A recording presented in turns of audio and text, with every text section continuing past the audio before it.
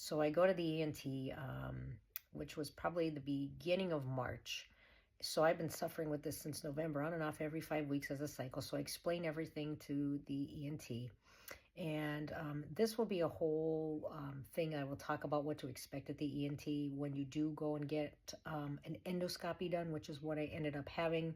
The procedure itself, how it felt, what they do prior to you getting the procedure, things of that nature, just to put you at ease. It's not as bad as people make it out to be at all. It depends on how sensitive you are as a person, and how much you can tolerate as far as what the procedure entails. It's a very quick procedure. So I will talk about that more in the next video. But just leading up to that, the symptoms that I had going into this were very troublesome and something I never experienced before.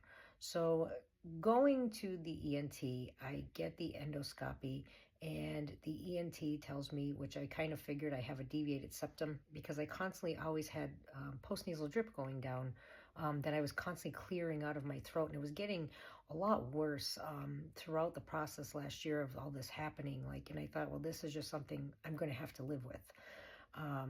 But I soon learned after that, when he went further down with the scope, my throat looked like a horror movie inside.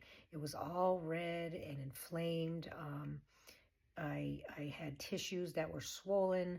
I had tissues that looked bloody and red with red spots. It looked like a war was inside my throat, which is what it felt like for all these months.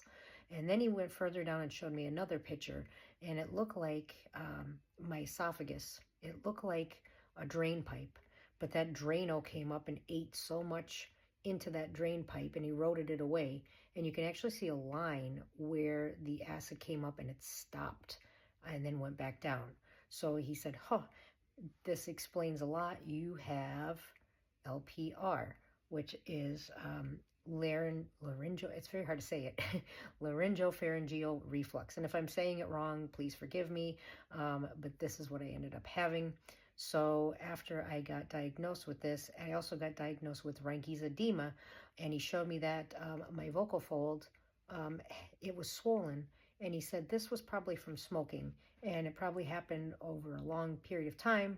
But whatever happened with my throat when I got sick, it set all this off in a chain of events and caused all this to come and notice all at once.